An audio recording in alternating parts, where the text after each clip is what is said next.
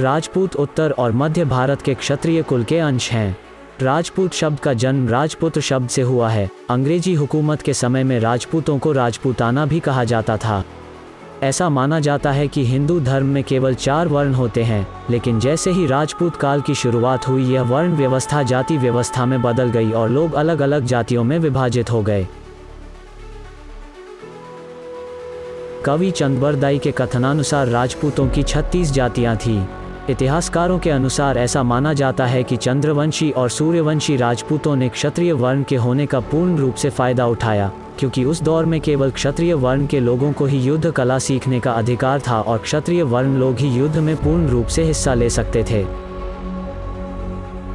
वहीं दूसरी तरफ अन्य वर्णों की जातियां अलग अलग कार्य करती थी। जैसे ब्राह्मण वर्ण के लोग शिक्षाविद थे, वहीं वैश्य वर्ण के लोग व्यापार धंधा करते थे और शूद्र वर्ण के लोगों को छोटे कार्य का जिम्मा दिया गया था, जैसे बाल बनाना, सफाई करना आदि।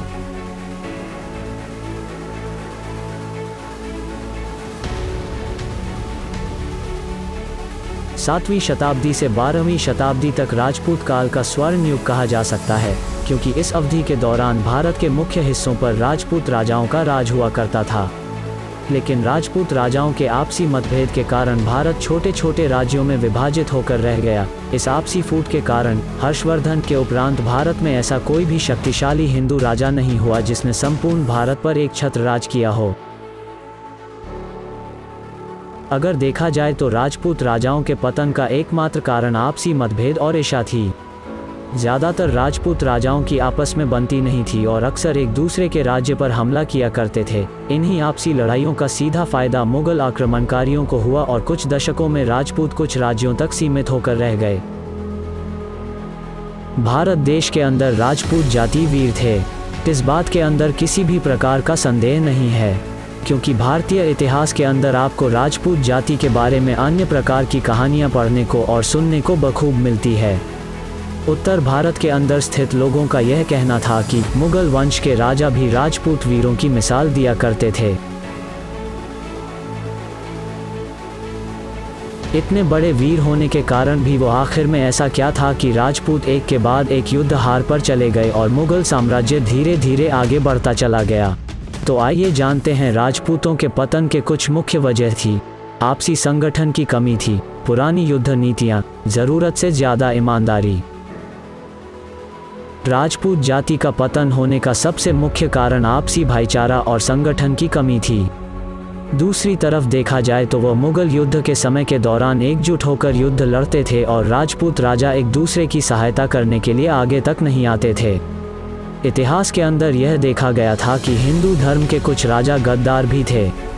राजपूत जाति का हार जाने का यह भी कारण था कि ज़रूरत से ज़्यादा ईमानदारी थी। चाणक्य ने कहा है कि ज़रूरत से ज़्यादा कुछ भी नुकसानदेह है। यह कहावत राजपूत राजाओं पर सटीक बैठती है।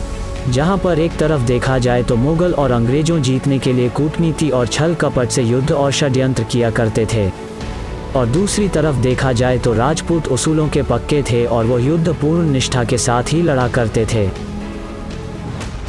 वर्तमान स्थिति के अंदर देखा जाए तो राजपूत जाति अन्य जातियों के मुकाबले बेहतर है। राजपूत जाति की मुख्य आंत जनसंख्या उत्तर भारत, मध्य भारत और राजस्थान के गांव देहात इलाके के अंदर रहते हैं। इनका सबसे मुख्य व्यवसाय खेती करना और पशुपालन करना है। शिक्षा के क्षेत्र में देखा जाए तो राजपूत जाति के लोग प्रगतिशील होते हैं और राजपूत जाति के लोगों की दिलचस्पी राजनीति, सरकारी नौकरी, भारतीय सेना और खेल जगत के अंदर भी अधिक है।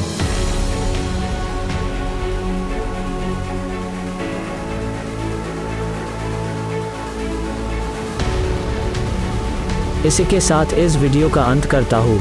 आशा है कि ये वीडियो आपको पसंद आई होगी। तो मिलते हैं अगली वीडियो में।